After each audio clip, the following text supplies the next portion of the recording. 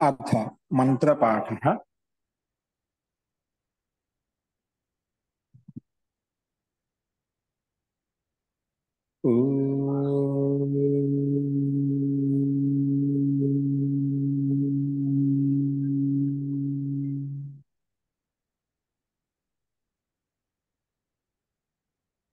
सहनाववतु सहनौ भुनक्तु सह वीर्यं करवावहै तेजस्विनावधीतमस्तु मा विद्विषावहै। ओम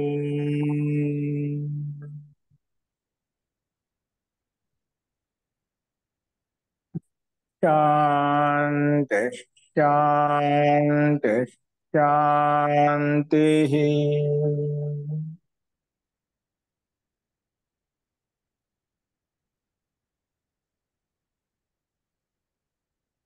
सर्वेभ्यो नमः। మనము వేదాంత దర్శనంలో ప్రథమ అధ్యాయంలో ప్రథమ పాదం చెప్పుకుంటున్నాము. అందులో మనము బ్రహ్మ యొక్క భిన్న భిన్న నామాలు ఏవైతే ఉన్నాయో ఆధ్యాత్మిక దృష్టికోణంలో ఆధ్యాత్మిక గ్రంథాల్లో ఏ శబ్దాల ద్వారా ఆ పరమాత్మను భిన్న భిన్న నామాలతో సంబోధించాము. ఆ భిన్న భిన్న నామాలు గుణకర్మ స్వభావానుగుణంగా మనం వాటిని చెప్పుకుంటున్నాం. అందులో మనకు మొట్టమొదటి శబ్దం వచ్చిందంటే ఆనందమయో అభ్యాసాత్. పరమాత్మ యొక్క నామము ఏంటంటే ఆనందమయ. ఆనందమయ శబ్దం ఇది బ్రహ్మవాచకం, పరమాత్మ వాచకం అని చెప్పుకున్నాం. అలాగే అంతః శబ్ద రెండవ శబ్దం వచ్చేసి అంతః శబ్దం కూడా ఇది పరమాత్మ వాచకం, బ్రహ్మవాచకం అని చెప్పుకున్నాం. అలాగే ఆకాశ మూడవ శబ్దం వచ్చేసి ఆకాశ శబ్దం కూడా మనకు ఎక్కడైతే ఆధ్యాత్మిక గ్రంథంలో ఆకాశ శబ్దం వచ్చిందో అది బ్రహ్మవాచకంగానే మనం పరిగణించుకున్నాము. అలాగే ప్రాణ ప్రాణ శబ్దం కూడా బ్రహ్మవాచకం అని చెప్పుకున్నాం. అలాగే జ్యోతి శబ్దం కూడా బ్రహ్మవాచకమే అని చెప్పుకున్నాము. జ్యోతి శబ్దం కూడా బ్రహ్మవాచకం అని చెప్పుకున్నాము. అందులో ఏంటంటే జ్యోతి శబ్దం బ్రహ్మవాచకమే ఎందుకంటే చలనాభిధాన, చలనములు అంటే పాదముల ద్వారా మనకు చెప్పబడింది కాబట్టి, కథనం చేయబడింది కాబట్టి జ్యోతి శబ్దం ఆధ్యాత్మిక గ్రంథం ఎక్కడొచ్చినా బ్రహ్మవాచకం అని చెప్పి భిన్న భిన్న రకాలుగా మన ప్రమాణాల ద్వారా మనం ప్రస్తావించుకున్నాం. కానీ ఇక్కడ పూర్వపక్షి ఏం చేశా అంటే ఆక్షేపించాడు. లేదండి ఒక జ్యోతి శబ్దం ఏదైతే ఉందో బ్రహ్మవాచకం కాదు, అది ఛందో వాచకము, ఛందో అభిధానం, ఛందో వాచకము కాబట్టి ఇది ఆ బ్రహ్మవాచకం కాదు అని చెప్పి పూర్వపక్షి ఆక్షేపించాడు. దానికి సమాధానం సిద్ధాంతం నా తథా, అలా నువ్వు చెప్పింది కరెక్ట్ కాదు, అది ఛందో వాచకం కాదు, ఛందస్సు కాదు, చేతో అర్పణ నిగదాదు. చేతో అర్పణ అంటే ఈ చేతస్సు అంటే మనసును అర్పణ చేయడానికి, ఆ బ్రహ్మలో పరమాత్మ లీనం చేయడానికి అక్కడ కథనం చెప్పబడింది. అంతేకాని అక్కడ ఛందో వాచకంగా ఛందో కథనం కాదు. ఎందుకంటే తథాహి దర్శనం. అలాగే భిన్న భిన్న సందర్భాల్లో వేదంలో కూడా ఉపనిషత్తులలో కూడా ప్రకరణను బట్టి అక్కడ బ్రహ్మ యొక్క దర్శనమే చెప్పబడింది. అంతేకాని ఇక్కడ ఇది ఛందో వాచకం కాదు. కానీ ఛందో వాచకమే. ఏ రకం ఛందో వాచకం? గాయత్రి ఛందస్సులో ఏవైతే 4 పాదాలు ఉన్నాయో 4 పాదాల్లో ప్రతి పాదంలోనూ 6 అక్షరాలు ఉన్నాయి. అలాగే 4 పాదాల్లో మొత్తం 24 అక్షరాల గాయత్రి ఛందస్సు ఏదైతే ఉందో ప్రతి పాదంలో ఉండే ప్రతి అక్షరం కూడా ఆ బ్రహ్మతత్వాన్ని బోధిస్తుంది, బ్రహ్మతత్వాన్ని సంకేతిస్తుంది. అది గాయత్రి పేరుతోటి ఆ బ్రహ్మను కథనం చేసుకుంటున్నాము. గాయత్రి పేరుతోటి ఆ బ్రహ్మ యొక్క తత్వాన్ని మనం వ్యక్తం చేసుకుంటున్నాము. కాబట్టి ఇక్కడ గాయత్రి ఛందస్సు అంటే ఆ గాయత్రిలో ఉండే 4 పాదాల్లో ప్రతి పాదం కూడా ప్రతి పాదంలో కూడా ప్రతి అక్షరం కూడా ఆ బ్రహ్మతత్వాన్ని ప్రస్తావిస్తుంది. కాబట్టి ఆ రకంగా గాయత్రి నామంతో మనం ఆ బ్రహ్మ యొక్క వాచకాన్ని చెప్పుకున్నాము అని చెప్పి ఇక్కడ ఈ పూర్వపక్షి ఆక్షేపించేటువంటి చందో అభిధాన అతను చెప్పే ప్రశ్నకు సమాధానంగా ఈ రకంగా చేతో అర్పణ నిగదాతని చెప్పి చేతస్సును మనస్సును ఆ పరమాత్మ లీనం చేయడానికి కథనం చెప్పబడింది. అలాగే అన్ని చోట్ల దర్శింపబడింది, అలాగే వ్యక్తం చేయబడింది. దీన్ని బట్టి జ్యోతి శబ్దం బ్రహ్మవాచకమే తీసుకోవాలి అని చెప్పి సిద్ధాంతి సమాధానం చెప్పాడు అనమాట. ఇంతవరకు మనం విషయం చెప్పుకున్నాము. చూడండి, మీకు ఏమైనా సందేహాలు అంటే ఈ 2 సూత్రాలు చెప్పుకున్న తర్వాత మనం చూద్దాము. చూడండి, ఇంకా ఇదే విషయంలో ఆడికి సంతృష్టి చెందలేదండి పూర్వపక్షి. ఇప్పుడు చేతో అర్పణ నిగదా తథాహి దర్శనాత్, అలాగే వేద మంత్రాల్లో ఉపనిషత్తు వాక్యాల్లో మనకు ప్రకరణంలో అది బ్రహ్మలో లీనం చేయడం, మనసును బ్రహ్మలో లీనం చేయడానికి మనకు 4 పాదాల్లో గాయత్రి ఛందస్సు మాధ్యంతో ఆ బ్రహ్మ యొక్క వర్ణం చేయబడింది అని చెప్పుకున్నాం. దానికి సమాన రకం చెప్పారు. ఆయనకి సంతృష్టి చెందక మళ్ళీ ప్రశ్నిస్తున్నాడు, లేదండి ఏది కేనచిత్, కింద చూడండి భూమికి ఇచ్చాడు 25 సూత్రం కింద, ఏది కేనచిత్ ఉచ్యత అత్రత్యం గాయత్రి ఛందో వర్ణనం అన్యత్ర మాండుక్యోపనిషతి నిర్దిష్టేన బ్రహ్మ వర్ణనేన బలాత్ సమానీక్రియతే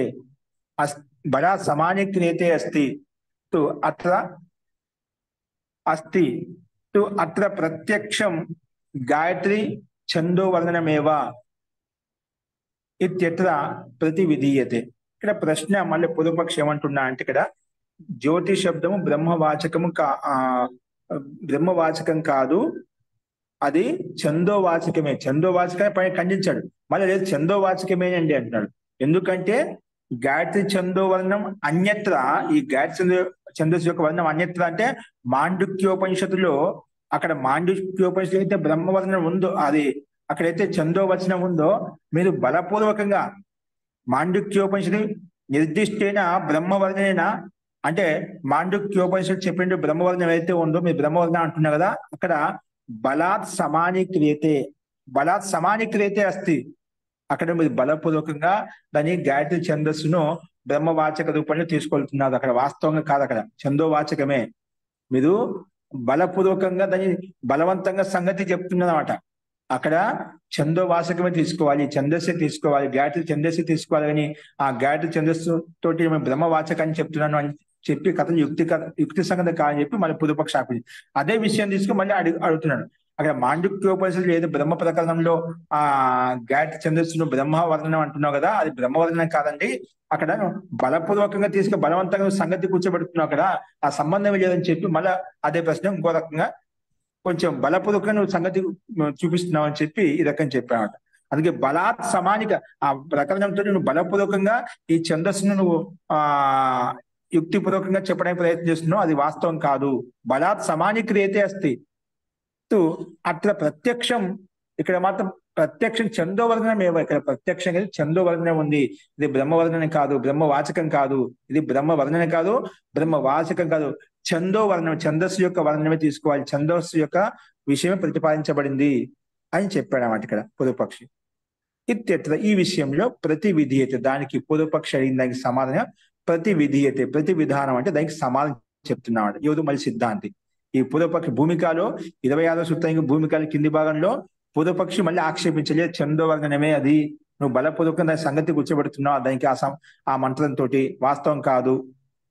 అయితే ఈ విషయంలో ప్రతి విధి దానికి సమానం చెప్తున్నాడు.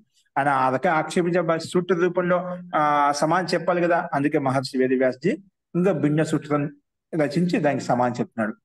లేదు ఏ రకంగా సమానం చెప్పాడంటే ప్రతి విధానం, ప్రతి విధి అయితే ఆ ప్రశ్నకు సమానం ఏ రకంగా ప్రతి విధానం చేశా అంటే భూతాది పాద వ్యపదేశ ఉపపత్తేశ్చ ఏవం, భూతాది పాద వ్యపదేశోపపత్తేశ్చైవం కలిపి చెప్పినట్లయితే ఈ రకంగా ఉందన్నమాట. భూతాది పాద వ్యపదేశోపపత్తేశ్చ ఏవం, దాన్ని చైవం అంటున్నాడు. భూతాది పాద వ్యపదేశోపపత్తేశ్చైవం, దాన్ని విడదీసి చెప్పినట్లయితే భూతాది పాద వ్యపదేశ ఉపపత్తేశ్చ ఏవం, ఉపపత్తేశ్చ ఏవం, అది కింద కూడా ఇచ్చా మనకు. అంటే ఇక్కడ భూతాది పాద వ్యవస్థ అంటే ఈ బ్రహ్మాండంలో ఏవైతే మనకు భూతాలు కనిపిస్తుందో ఆ క్రమంగా భూతాది పాద వ్యవస్థ ఏది వ్యపదేశించబడిందో భూతాది పాద వ్యపదేశో ఉపపత్తేశ్చ ఏవం. ఇక్కడ భూతాది పాద ఉపదేశం అయితే ఉందో భూతాలు ఈ రకంగా క్రమంగా ఇవ్వబడ్డాయి. ఇది బ్రహ్మాండంలో పరమాత్మ ప్రకరణాన్ని బట్టి ఆ వ్యపదేశం ఉపపత్తేశ్చ అక్కడ ఉత్పన్నమైంది కాబట్టి ఇక్కడ బ్రహ్మవాచకమే తీసుకోవాలి. జ్యోతి శబ్దం బ్రహ్మవాచకమే. అంటే ఇక జ్యోతి శబ్దము అనేది బ్రహ్మవాచకము కాదు, ఇది చందోవాచకం అంటాం. చందోవాచకం అది బ్రహ్మవాచకమే తీసుకోవాలి అని చెప్పి ఇక్కడ సిద్ధాంతి మళ్ళీ చెప్పామట. భూతాది పాద వ్యపదేశ ఉపపత్తేష్ట. భూతాది పాద వ్యవస్థ ఏదో క్రమంగా ఇవ్వబడిందో వాటి యొక్క ఉపపత్తిని బట్టి కూడా మనము ఇది చందోవాచకం కాదు బ్రహ్మవాచకమే తీసుకోవాలని చెప్పి సిద్ధాంతి మళ్ళీ సమానం చెప్పాడు. అదేంటో చూడండి క్రమంగా. అతచ అంటే ఇంకో ప్రమాణం చూడండి. నువ్వు దానికి స్వీకరించడం లేదు కదా. భూతాది పాద వ్యపదేశ ఉపపత్తే. భూతాది పాద వ్యపదేశోపపత్తే ఒకే పదంగా కల్పించాడు. భూతాది పాద వ్యవస్థ ఉపదేశించబడింది కాబట్టి ఆ ఉత్పత్తి కారణంగా మనము చందోవాచకం కాదు బ్రహ్మవాచకమే తీసుకోవాలి అని చెప్పి ఇక్కడ ఈ రకంగా చెప్పాడు అన్నమాట సమాధానం. దాన్ని ఇంకా ఓపెన్ చేసి చెప్పారు చూడండి. తత్ర ఏవ అంటే ఇక్కడ మనకి ఏ ప్రకారంలో చెప్పుకున్నాము. తత్రైవ భూతాదిని దాన్ని ఓపెన్ చేసి చెప్పాడు. భూత పృథివీ శరీర హృదయాన్ని అంటే ఆ భూతంలో శరీరంలో పిండంలో బ్రహ్మాండంలో ఎక్కడైతే ఉందో ఈ భూతాలు పృథివీ శరీరంలో ఉండేటువంటి హృదయం ఇవన్నీ కూడా భూత పృథివీ శరీర హృదయాన్ని పాదత్వేన అంటే పాద రూపంలో చలన రూపంలో క్రమంగా వ్యపదిశ్యంతే క్రమంగా వ్యవస్థితంగా ముందు పృథివీ భూతాలు పృథివీ అలాగే శరీరము ఇవన్నీ హృదయము ఇవన్నీ ఒక పాద రూపంలో క్రమ రూపంలో విభాగ రూపంలో వ్యపదేశించబడ్డాయి, వ్యక్తం చేయబడ్డాయి, ఉపదేశించబడ్డాయి, క్రమంగా వ్యపదేశించబడ్డాయి అన్నమాట. వ్యపదిశ్యంతే. అందుకే బ్రహ్మణ ఖలు భూతాదీని పాదకల్పాని ఉపపత్తుం శక్యంతే నహి ఛందో నామ్న్యాః గాయత్ర్యాః ఇతి. నహి ఛందో నామ్న్యాః గాయత్ర్యాః ఇతి. ఇక్కడ ఏమంటున్నా అంటే బ్రహ్మణ ఖలు భూతాదీని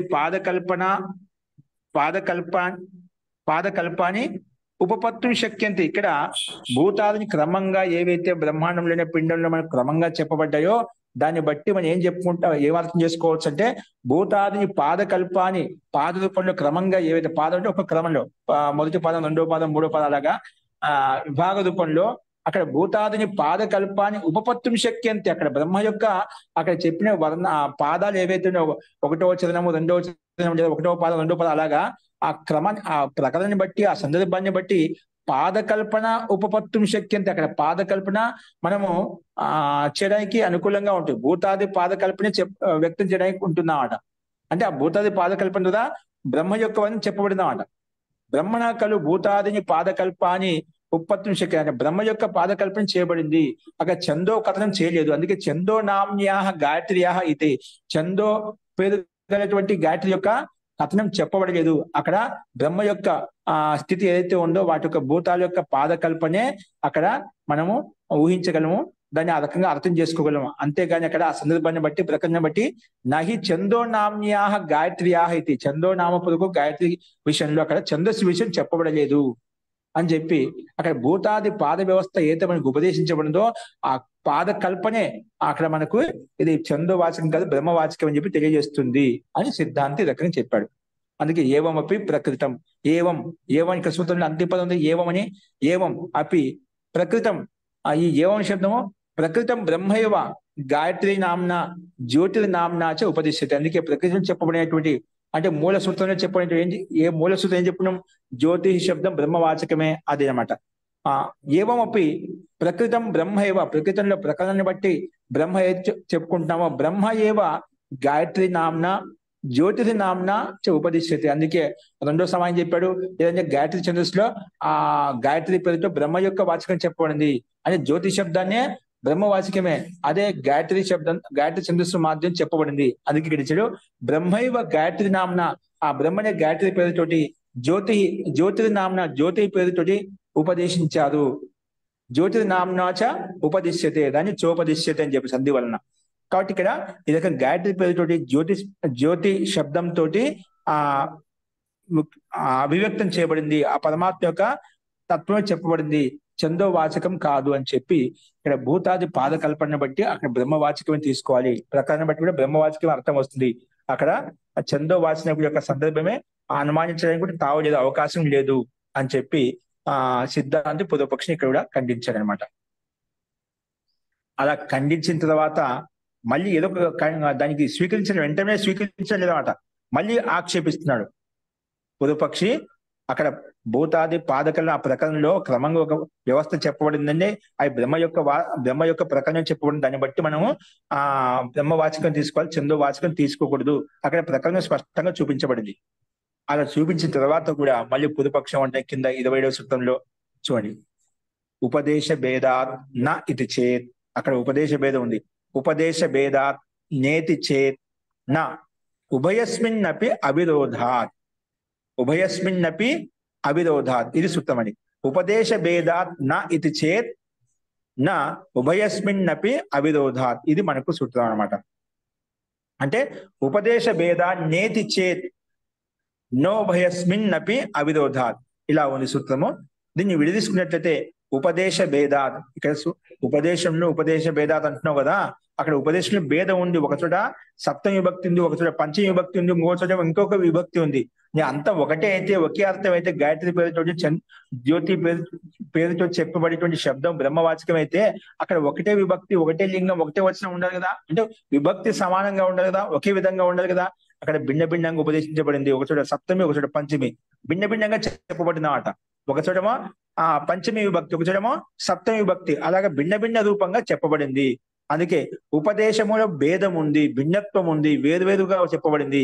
ఉపదేశ భేదాత్ నా ఇది చేత్, అందుకే ఇది చందోవాచకం, ఇది బ్రహ్మవాచకము కాదు, గాయత్రి వాచకం కాదు, జ్యోతి వాచకం కాదు, గాయత్రి వాచకం కాదు, ఇది చందోవాచకమే అని చెప్పి, ఉపదేశంలో భేదం ఉంది కాదు, దీన్ని బట్టి మనం చందోవాచకం తీసుకోవాలి, బ్రహ్మవాచకం తీసుకోకూడదు, లేదా గాయత్రి వాచకంతో తీసుకోకూడదు అని చెప్పి ఆక్షేపించాడు. ఉపదేశ భేదాత్ నా ఇది చేత్, ఒకవేళ అలా ప్రతిపక్ష ఆక్షేపించినప్పుడు దానికి సిద్ధాంతుడు అక్కడే సమానం చెప్పాడు. ఏం చెప్పాడు? నా అలా కాదు, నువ్వు చెప్పింది అలా ఖండించడానికి వీలు కాదు. ఎందుకంటే ఉభయస్మిన్ అపి అవిరోధాత్, నువ్వు ఏం ఉపదేశంలో భేదం ఉందంటున్నావు. మేము చెప్పేటువంటి ఉపదేశంలో మంత్రాంశాలు ఒక చోట పంచమి విభక్తి ఉందంటున్నావు, ఒక చోట సప్తమి విభక్తి ఉందంటున్నావు అంట.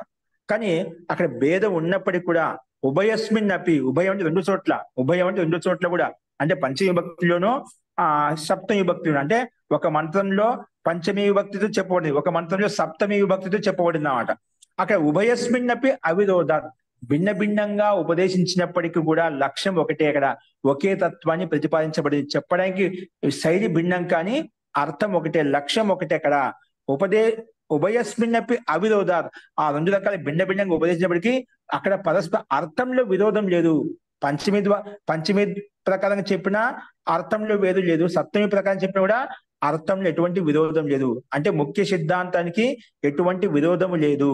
కాబట్టి ఉపదేశం భేదం ఉన్నప్పటికీ కూడా అక్కడ విరోధం లేదు. కాబట్టి మనము అక్కడ బ్రహ్మవాచకం తీసుకోవాలి, జ్యోతి శబ్దం బ్రహ్మవాచకం తీసుకోవాలి. దాన్నే గాయత్రి పేరుతో చెప్పుకున్నాము, అంతేగాని ఇది చందోవాచకం కాదు, చందో అభిధానం కాదు అని చెప్పి 27వ సూత్రంలో కూడా మళ్ళా పూర్వపక్షి ఆక్షేపించాడు. దానికి సమాధానం కూడా అదే సూత్రంలో ఒక భాగంలో సిద్ధాంతి మళ్ళీ సమాధానం కూడా చెప్పాడంట. ఉభయస్మిన్ అపి అవిరోధాత్, నువ్వు భిన్న భిన్నంగా ఉపదేశించినప్పటికీ కూడా, ప్రస్తావించినప్పటికీ కూడా అక్కడ విరోధం లేదు, ఒకే అర్థాన్ని బోధిస్తున్నాయి, ఒకే తత్వాన్ని బోధిస్తున్నాయి. కాబట్టి సందేహం లేదు, బ్రహ్మవాచకమే తీసుకోవాలి, చందోవాచకం తీసుకోకూడదు అని చెప్పి ఈ సూత్రం యొక్క అర్థం చెప్పుకున్నాం.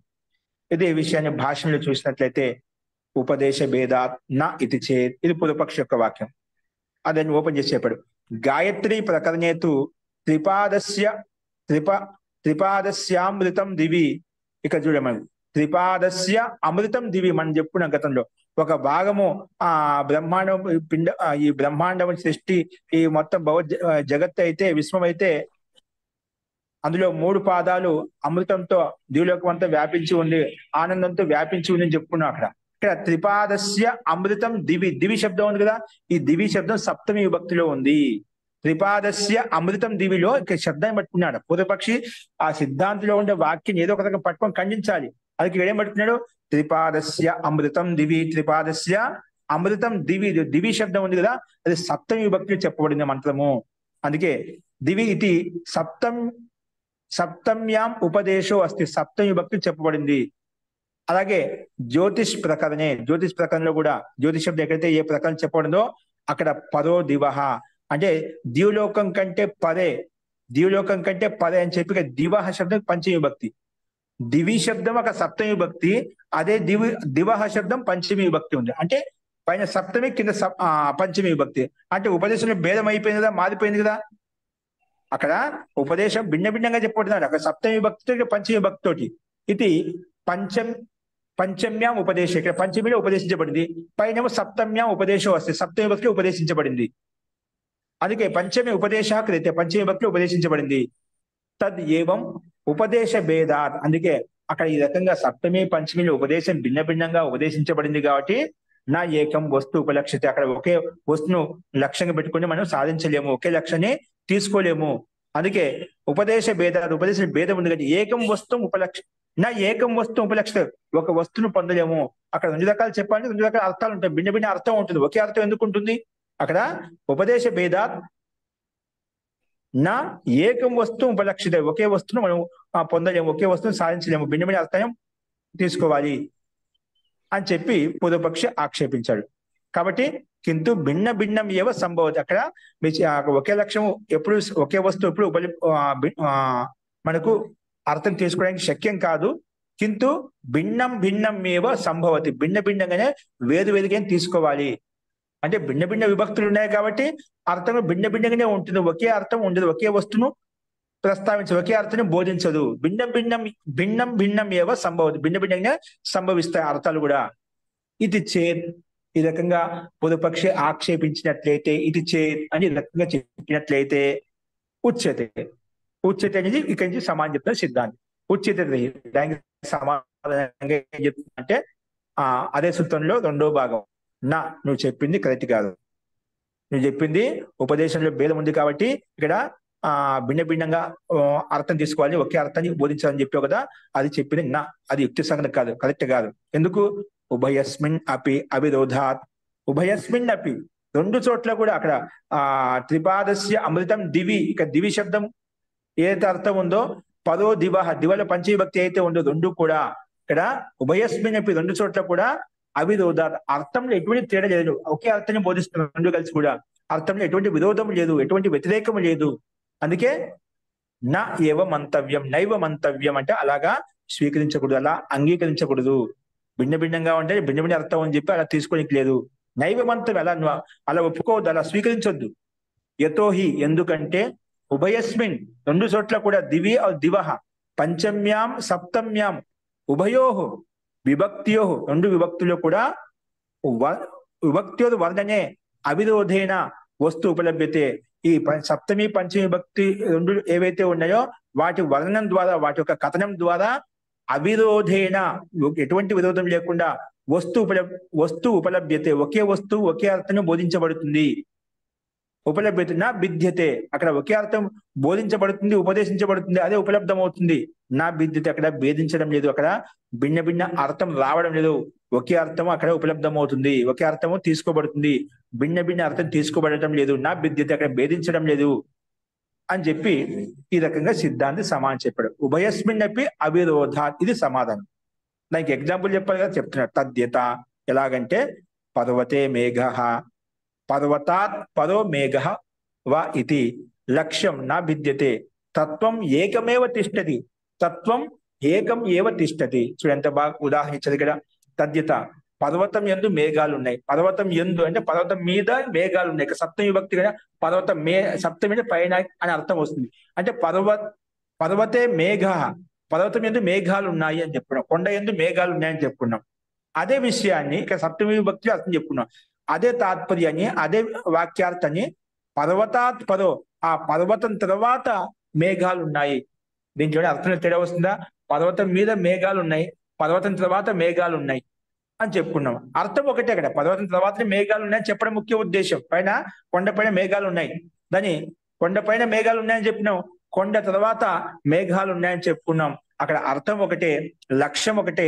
అర్థం ఎటువంటి భిన్న అర్థాన్ని బోధించడం లేదు కాబట్టి ఒకే అర్థం ఉపలబ్ధం అవుతుంది. భిన్న అర్థం బోధించబడటం లేదు, భిన్న అర్థము ఖండించబడటం లేదు.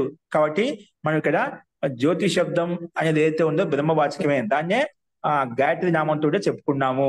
కాబట్టి ఇక్కడ మనము బ్రహ్మవాచకమే తీసుకోవాలి జ్యోతి శబ్దం అని చెప్పి సిద్ధాంతి ఇక్కడ చెప్పాడనమాట. అందుకే తద్యత పర్వతే మేఘ, పర్వతాత్ పరో మేఘ, పర్వతాన్ని పరంగా దూరంగా మేఘాలు ఉన్నాయి. ఇది లక్ష్యం నా భిద్యత, ఇక్కడ లక్ష్యం మాత్రం భేదించబడటం లేదు. తత్వం ఏకమేవ తిష్టతి, అర్థం ఒకటే వస్తుంది ఇక్కడ. తత్వం అంటే ఒకే సిద్ధాంతం, ఒకే అర్థం బోధించబడుతుంది, ఒకే అర్థం తిష్టతి, ఒకే అర్థం. తత్వం ఏకమేవ తిష్టతి అని చెప్పుకున్నాం. అందుకే తస్మాత్ ఉభయత్ర, రెండు చోట్ల కూడా, అంటే దివి దివహ, తస్మాత్ ఉభయత్ర గాయత్రి నామ్న జ్యోతిర్నామ్నా చ బ్రహ్మ ఏవ అభిధీయతే. గాయత్రి పేరుతోటి జ్యోతి పేరుతోటి ఆ బ్రహ్మతత్వాన్ని బోధిస్తున్నాం, పరమాత్మక తత్వాన్ని బోధిస్తున్నాము. కాబట్టి ఉపదేశంలో భేదం ఉంది, విభక్తిలో భేదం ఉంది. అందుకే వస్తువు కూడా భిన్నంగా ఉంటుంది అనుకోదు. వస్తువు ఒకటే, ఒకే అర్థాన్ని బోధిస్తుంది, ఒకే తత్వాన్ని బోధిస్తుంది. అది పరమాత్మ తత్వాన్ని బోధిస్తుంది, బ్రహ్మతత్వాన్ని బోధిస్తుంది అని చెప్పి అదే గాయత్రి పేరుతోటి జ్యోతి పేరుతో చెప్పుకున్నాం ఆధ్యాత్మ ప్రకరణంలో అని చెప్పి సిద్ధాంతి ఈ రకంగా సమాధానం చెప్పాడు అనమాట. అని ఇంతవరకు సమాధానం చెప్పాడు.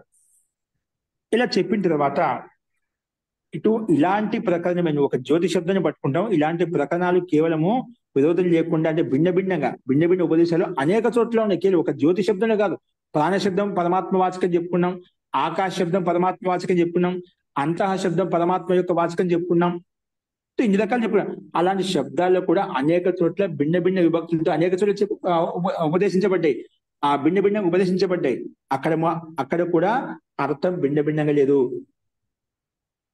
అక్కడ కూడా బ్రహ్మవాచకం తీసుకున్నాము. భిన్నంగా ఉన్నాయి కదా, భిన్న అర్థాన్ని ఇచ్చాయి, భిన్న తత్వాన్ని బోధిస్తాయి. ఒక చోట బ్రహ్మవాచకము, ఒక చోట జీవాత్మ వాచకం, ఒక చోట ప్రకృతి వాచకము. అలా కాదు, అక్కడ భిన్నంగా ఉన్నప్పటికీ కూడా వేరే శబ్దం, జ్యోతి శబ్దమే కాదు, వేరే శబ్దాల్లో కూడా బ్రహ్మవాచక శబ్దాలు ఏవైతే ఉన్నా అక్కడ కూడా భిన్నంగా చెప్పినప్పటికీ కూడా, భిన్నంగా ప్రస్తావించినప్పటికీ కూడా అక్కడ కూడా ఒకే తత్వం, బ్రహ్మతత్వమే ప్రతిపాదించబడ్డాయి. బ్రహ్మనే లక్ష్యం పెట్టుకొని చెప్పే అర్థభేదం రాలేదు. ఒకే తత్వం, పరమతత్వం, బ్రహ్మతత్వం చెప్పబడింది, బ్రహ్మవాచకం తీసుకోబడింది అని చెప్పి ఇక్కడ ఇంకోటి ప్రమాణంగా చెప్తున్నాడు. ఇది జ్యోతి శబ్దం కానీ మనం ప్రాణ శబ్దం బ్రహ్మవాచకం చెప్పిన ప్రాణ శబ్దంలో అయితే అనేక చోట్ల భిన్నంగా ఉపదేశించబడ్డాయి. కానీ అక్కడ భిన్నంగా ఉపదేశించబడినప్పటికీ ప్రాణ శబ్దాన్నే బ్రహ్మవాచకం తీసుకున్నాం. ఇది భిన్న అర్థం చెప్పకుండా అని చెప్పి ఇది ప్రాణ శబ్దం భిన్న అర్థాన్ని బోధిస్తుంది చెప్పి అక్కడ తీసుకుని ఆ ప్రకరణని బట్టి ఆ ప్రాణ శబ్దం కూడా భిన్నంగా చెప్పబడినప్పటికీ అది బ్రహ్మవాచకమే అని చెప్పి ఇంకొక ప్రమాణాన్ని పుష్టీకరణ కొరకు తన సిద్ధాంతాన్ని జ్యోతి శబ్దం బ్రహ్మ తత్వాన్ని బోధిస్తుంది, దాన్ని గాయత్రి పేరుతో చెప్పుకున్నాము అనే సిద్ధాంతాన్ని స్థాపించడం కొరకు అటువంటి భిన్న ఉపదేశాలు భిన్నంగా చెప్పినటువంటి సిద్ధాంతాన్ని ప్రమాణాన్ని మళ్ళీ ఇంకొక రూపంలో ఇంకొక సూత్రంలో ప్రస్తావిస్తున్నామంట. ఈరోజు చూడండి, సిద్ధాంతి అంటే మహర్షి రకంగా ఇంకొక సూత్రాన్ని రచించదన్నమాట. దాని పుష్టి కొరకు అనమాట. ఏంటి చూడండి, ఇదాని పూర్వతో విలక్షణ, పూర్వం చెప్పిన విలక్షణ సూత్రం ఏదైతే ఉందో భేదోపదేశస్య అపరం ఉదాహరణ, భేదానికి ఇంకొక ఉదాహరణ చూపిస్తున్నాడు. భేదంగా ఉన్నప్పటికీ కూడా ఒకే అర్థాన్ని బోధిస్తాయి, దానికి ఇంకొక ఉదాహరణ చూపిస్తున్నాడు. పైన చెప్పిన ఉభయస్మిన్నపి అవిరోధాత్, అక్కడ రెండు భిన్నంగా ఉన్నప్పుడు ఇటువంటి విరోధం లేదు, ఒకే తత్వాన్ని బోధిస్తున్నాయి. అటువంటిదే భిన్నంగా ఉన్నప్పుడు కూడా ఒకే అర్థాన్ని బోధిస్తున్నాయి అని చెప్పడానికి ఇంకొక ఉదాహరణ తీసుకుంటున్నాడు. భేదోపదేశస్య అపరం ఉదాహరణ విచారితే, వేరే ఉదాహరణ కూడా విచారించుకుంటున్నాం. ఏంటి ఆ ఉదాహరణ అంటే చూడండి, ముందుగా సూత్రంగా ప్రాణ తథా, అలాగే ప్రాణ శబ్దం కూడా పైన ఏ విధంగా అయితే జ్యోతి శబ్దం బ్రహ్మవాచకము, అలాగే ప్రాణ శబ్దం కూడా భిన్నంగా ఉపదేశించబడి కూడా అది బ్రహ్మవాచకమే తీసుకోబడింది. ఎలా చెప్పగలుగుతావు? అనుగమాత్, అది అనుగమనం చేయబడింది కాబట్టి, అంటే అదే విధమైన అర్థాన్ని ప్రతిపాదించింది కాబట్టి, అంటే ఒకే అర్థాన్ని ప్రతిపాదించింది కాబట్టి, ఒకే అర్థ సంగతి యుక్తంగా ఉంది కాబట్టి అనుగమనించింది, అంటే ఒకే అర్థాన్ని బోధించింది కాబట్టి. అనుగమనం అంటే ఒకే అర్థాన్ని బోధించడం అన్నమాట. ఆ రకంగా ప్రస్తావించింది కాబట్టి మనకు ప్రాణ శబ్దం కూడా బ్రహ్మవాచకమే తీసుకున్నాం. భిన్నంగా మనకు ఉపదేశించబడినప్పటికీ కూడా, భిన్న ఉపదేశాలు ఉన్నప్పటికీ కూడా అక్కడ ప్రాణ శబ్దం బ్రహ్మే తీసుకున్నాం, భిన్న అర్థం వేరే అర్థం తీసుకోలేదు. చూడండి కింద అదే ఇచ్చారు దీని యొక్క తాత్పర్యాన్ని. తథా ప్రాణ, ప్రాణ శబ్దం కూడా అదే విధంగా తీసుకోవాలి. ఏంటంటే తద్భేదోపదేశేన, తత్ అంటే బ్రహ్మ, ఆ బ్రహ్మ విషయంలో భేదంగా భిన్న భిన్న ఉపదేశించినప్పటికీ కూడా తద్భేద ఉపదేశేన ప్రాణోపి నిర్దిష్ట, అలా భేదంగా భిన్న భిన్నంగా ప్రాణోపి, ప్రాణశబ్దం కూడా నిర్దేశించబడింది. ప్రాణోపి నిర్దిష్ట. కాబట్టి బ్రహ్మాత్మ అభిప్రేత క్వచిత్ ఆధ్యాత్మ గ్రంథే. తద్భేదోపదేశేన ప్రాణోపి నిర్దిష్టో బ్రహ్మాత్మ అభిప్రేత క్వచిత్ ఆధ్యాత్మిక గ్రంథే. ప్రాణశబ్దం నిర్దేశించబడినటువంటి భేదోపదేశం అయితే ఉందో అక్కడ కూడా బ్రహ్మాత్మ అభిప్రేత, అక్కడ బ్రహ్మాత్మ తీసుకున్నాము. క్వచిత్ ఆధ్యాత్మిక గ్రంథే, కొన్ని ఆధ్యాత్మిక గ్రంథాల్లో అక్కడ భిన్న భిన్నంగా ఉపదేశించినప్పటికీ కూడా అక్కడ ప్రాణశబ్దం బ్రహ్మశబ్దంగా తీసుకున్నాం, భిన్నార్థం తీసుకోలేదు అని చెప్పి పుష్టిగా ఇక్కడ చెప్పారనమాట. అది ఎక్కడంటే ప్రమాణం చూపిస్తున్నారు. పూర్వస్మిన్ భేద ప్రకరణం, పూర్వంలో చెప్పిన భేద ప్రకరణ ఎక్కడ, భిన్న భిన్న ప్రకరణం. పూర్వంలో చెప్పిన భేద ప్రకరణంలోతో భేద ప్రకరణేతు విభక్తేర్ భేద అస్తి. పైన చెప్పిన ప్రకరణలోని విభక్తేర్ భేద అస్తి, అక్కడ విభక్తి సప్తమి పంచమి యొక్క విభక్తి యొక్క భేదం ఉండేది. పూర్వస్మిన్ భేద ప్రకరణే, ఆ భేద ప్రకరణలోతు భేద ప్రకరణంలో అయితే విభక్తే భేద అస్తి, విభక్తి యొక్క భేదం ఉండేది. ఏ భేదం? విభక్తిలో భేదం అంటే పంచమి సప్తమి భేదాదపి, పంచమి సప్తమి విభక్తి యొక్క భేదం ఉన్నప్పటికీ కూడా పరమ పురుషో బ్రహ్మాత్మతో ఏక ఏవ లక్ష్య, పరమ పురుషుడైన బ్రహ్మాత్మ ఒక్కడే లక్ష్యంగా పెట్టుకుని అర్థం చెప్పబడ్డాయి. భిన్న భిన్న శబ్దాలు కూడా, భిన్న భిన్న విభక్తులు కూడా ఒకే పరమాత్మ యొక్క అర్థాన్ని తీసుకుని అర్థం చెప్పాయి, భిన్న అర్థాన్ని చెప్పలేదు. బ్రహ్మాత్మతో ఏక ఏవ లక్ష్య, బ్రహ్మ ఒకటే లక్ష్యంగా తీసుకుని వాక్యార్థం చెప్పబడింది అని ఈ రకంగా చెప్పుకున్నాం. అత్ర ఖలు ప్రాణశబ్ద ప్రయోగస్య వాక్య భేదాత్ క్షేత్ర భేదాచ్చ బ్రహ్మాత్మ ఏకో అభిన్నో అభిహిత ప్రస్తూయతే. ఇక్కడ కూడా ఆ ప్రాణశబ్ద ప్రయోగం ఏదైతే ఉందో వాక్య భేద, అక్కడ వాక్య భేదం ఉన్నప్పుడు ప్రాణశబ్దాన్ని బ్రహ్మవాచకం చెప్పడంలో అక్కడ భిన్న భిన్న వాక్యాలు చెప్పామట. ప్రాణశబ్దం బ్రహ్మవాచకమేది, పరమాత్మ వాచకం అని చెప్పడానికి వాక్య భేదం చేత, క్షేత్ర భేదాత్ అంటే స్థాన భేదం చేత బ్రహ్మాత్మ ఏకోహ, పరమాత్మ ఒకడే, అభిన్నో అభిహిత భిన్నంగా ప్రస్తావించారు. అభిన్నంగా ప్రస్తావించారు, ఒకటేనే ప్రస్తావించారు. అభిన్నో అభిహిత భిన్నంగా ప్రస్తావించారు, ఒకే విధంగానే అభిహితం చేయబడింది, చెప్పబడింది. అభిహిత ప్రస్తుతే, ఒకే చోట భిన్నంగా వాక్య భేదం చేత వాక్య భేదము క్షేత్ర భేదం ఉన్నప్పటికీ కూడా బ్రహ్మాత్మ ఏకో అభిన్నో అభిహిత ప్రస్తుతే, అభిన్నంగా అంటే ఒకటిగానే ప్రస్తావించారు. ఆ విషయాన్ని ఇక్కడ ప్రస్తుత, ఆ విషయాన్ని మనం ప్రస్తావించుకుంటున్నాం. బ్రహ్మాత్మ ఒకటిగానే చెప్పబడింది, కథనం చేయబడింది, ఆ విషయాన్ని ప్రామాణికంగా ప్రస్తుత అది ప్రస్తావించుకునే కింద ఉదాహరణ రూపంలో. ఏంటంటే ఎలాగంటే కథం ఇది ఉచ్యతే, కథం ఏ రకంగా అలాగా తీసుకుంటాం. ప్రాణశబ్దం బ్రహ్మవాచకం భిన్న భిన్నంగా ఉపదేశించినప్పటికీ కూడా అంటే అనుగమ శబ్దాన్ని ఓపెన్ చేస్తున్నాడు. అనుగమాద్ ఏకస్మిన్నేవ వాక్యార్థ సంగతత్వాత్ ఉపసంహారాచ్చ. అక్కడ అనుగమాద్ ఏకస్మిన్నేవ వాక్యార్థ, అనుసరిస్తుంది కాబట్టి ఆ పదము అంటే బ్రహ్మతత్వాన్నే వాక్యార్థం బోధిస్తుంది కాబట్టి, స్థానం అంటే ప్రకరణం బోధిస్తుంది కాబట్టి వాక్యం బోధిస్తుంది, ఆ ప్రకరణం కూడా బోధిస్తున్నమాట. అందుకే అనుగమాది ఏకస్మిన్ వాక్యార్థ సంగత్వ, ఒకే అర్థంలో వాక్యార్థ సంగతియుక్తంగా ఉంది. అంటే క్షేత్ర భేదమైనప్పటికీ కూడా వాక్య భేదమైనప్పటికీ కూడా వాటికి రెండు వాక్యాల క్షేత్రము వాక్య రూపంలో వచ్చినటువంటి వాక్యాలు ఏవైతే ఉన్నాయో వాక్యార్థ సంగతత్వాద్, ఒకే వాక్యార్థని సంగతియుక్త, ఒకే అర్థంతో సంగతియుక్తంగా ఉన్నాయి. వాటి యొక్క ఉపసంహారం కూడా అలాగే బ్రహ్మతత్వాన్ని బోధిస్తున్నాయి. కాబట్టి వాటి ప్రకరణం కూడా సంగతియుక్తంగా ఉంది, వాటి ఉపసంహారం కూడా సంగతియుక్తంగానే ఉంది. కానీ ఆ ప్రకరణాన్ని బట్టి మనం ఇక్కడ ప్రాణశబ్దం కూడా భిన్న భిన్నంగా ఉన్నప్పటికీ కూడా బ్రహ్మాత్మనే చెప్పబడ్డాయి అని చెప్పి ఇక్కడ ఉదాహరణ ప్రస్తావించుకున్నాను. కాబట్టి అనుగమాత్ ఏకస్మిన్నేవ వాక్యార్థ సంగతత్వాత్ ఉపసంహారచ్చ, ఒకే అర్థం సంగతియుక్తంగా ఉంది, ఉపసంహారం కూడా అదే విధంగా ఉంది. కాబట్టి ఇక్కడ మనకు ప్రాణశబ్దము బ్రహ్మవాచకం తీసుకోవాలి, ఇది భిన్న వాచకం కాదు అని చెప్పి స్పష్టంగా ఇక్కడ అర్థం చెప్పబడిన మాట. దానికి ఉదాహరణ చూపిస్తున్నా. ఎక్కడ చెప్పబడిందంటే తద్యత ఇంద్ర ప్రతర్దనాయ దైవో దాసయే ప్రోవాచ. ఇక్కడ ఇంద్ర అంటే మనం పరమాత్మ తీసుకుంటా అంటే ఇంద్రుడిని తీసుకోవచ్చు. మనకు అర్థం చేసుకునే ఒక ఉదాహరణ చెప్పాడు. ప్రతర్దనాయ అనేది ఒక పేరు, వ్యక్తి విశేషం పేరు. ప్రతర్దనాయ దైవోదాసయే ప్రోవాచ. ఇంద్రుడు ఆ వంశంలో ఉండొచ్చు అన్నమాట. ఆ ప్రతర్దనాయ దైవో దాసాయ ఆ వ్యక్తి విశేషానికి ప్రోవాచ చెప్పాడు. ఏం చెప్పాడు ఆ ఇంద్రుడు? ప్రాణో అస్మి, నేను ప్రాణాన్ని, ప్రజ్ఞ ఆత్మ, నేను ప్రకృష్టున్న ఆత్మను, అటువంటి మాం, అటువంటి ప్రాణరూపుడైనటువంటి ప్రాణస్వరూపుడైనటువంటి ప్రకృష్ణ జ్ఞానదుప్తమైనటువంటి అటువంటి నన్ను, మాం అటువంటి నన్ను ఆయు అమృతం ఇది ఉపాస్వానను, ఆయు రూపంలో ఉపాసించు, నన్ను అమృత రూపంలో నన్ను ఉపాసించు అని ఇక్కడ మనకు ఇంద్ర శబ్దం పరమాత్మ యొక్క వాచకం అలా చెప్పబడింది అనమాట. ఇక్కడ ఏంటి? ఇంద్ర ప్రదర్దనాయ దైవోదాస ప్రోవాచ. ఏమని చెప్పాడంటే ప్రాణో అస్మి, నేను ప్రాణస్వరూపుని. ప్రాణశబ్దం వచ్చింది. నీకు ప్రాణశబ్దం, నేను ప్రాణస్వరూపుణ్ణి, నేను ఆ ప్రజ్ఞాత్మని, ప్రకృష్ణ జ్ఞానాత్మను, అటువంటి నన్ను ఆయు అమృతం ఇది ఉపాస్మరణ, ఆయు రూపంలో అమృత రూపంలో ఉపాసించు అని చెప్పి ఇక్కడ ఈ మంత్రం చెప్తున్నాం. ఇక్కడ నన్ను ఉపాసించు అంటే అత్యంత శ్రేష్టమైనటువంటి తత్వము, గుణము, సామర్థ్యం కలిగిన వ్యక్తి ఇలా చెప్పగలుగుతామాట, నన్ను ఉపాసించు అని చెప్పి. ఆ పరమాత్మ ప్రజ్ఞాన స్వరూపుడు అన్నమాట. ప్రాణో అస్మి, ప్రాణస్వరూపుడు. ఆ పరమాత్మ అందరికీ ప్రాణస్వరూపుడు, సమస్త జీవానికి బ్రహ్మాండానికి ప్రాణస్వరూపుడు అన్నమాట. అదే ప్రజ్ఞాత్మ, ప్రకృష్ట జ్ఞానాత్మ, ఉత్కృష్టమైన జ్ఞానాత్మ అన్నమాట. కాబట్టి అటు పరమాత్మ ఆయు రూపంలో, అమృత రూపంలో ఉపాస్వ అని చెప్పి అక్కడ మనకు మంత్రాంశం చెప్తుంది స్పష్టంగా. అంటే భిన్న భిన్నంగా చెప్పబడినప్పటికి కూడా మనకు అర్థం అనేది మనకు బ్రహ్మవాచకాన్ని బోధిస్తుంది, బ్రహ్మతత్వాన్ని బోధిస్తుంది మనకి ఇక్కడ. కాబట్టి